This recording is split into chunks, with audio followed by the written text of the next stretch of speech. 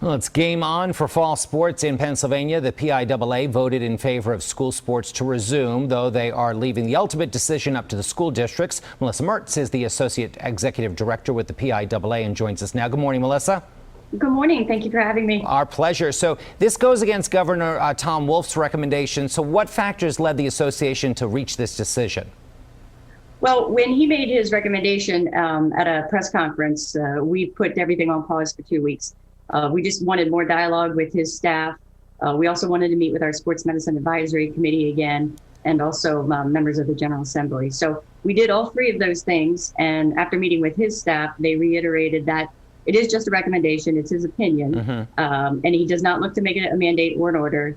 And then our two meetings with the other groups, our Sports Medicine and members of the General Assembly, went very well. And we felt very confident in moving forward. So some districts have already made the decision not to play this fall. What safety precautions are in place for school districts that do wish to go forward?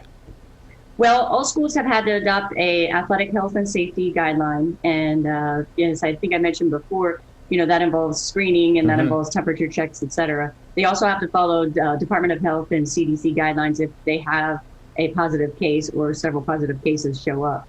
And then additionally, we've put out an athletic return to competition guidelines for all of our schools to adhere to. So if some of these athletes do get sick, is there a plan to shut down, or is each individual district coming up with their own individual plan? Right. Each district has their own plan because, as you know, different parts of our state, some schools may only have 200 kids total in their school, and then you have some very large schools that have well over thousands of kids. So, yeah, it's all specific to the schools. So I have to ask, if a student gets sick, a student athlete gets sick, where does the liability ultimately lie? Is it the PIAA, the school, the parents that allowed the child to play? Well, a few things. Right now it's hard to say for sure if did the student actually, can you prove that the student actually got it at an athletic contest or at practice? Probably what's going to be a good indicator if there are, a large amount of cases coming from the same common denominator, like they were all soccer players, all going to soccer practice.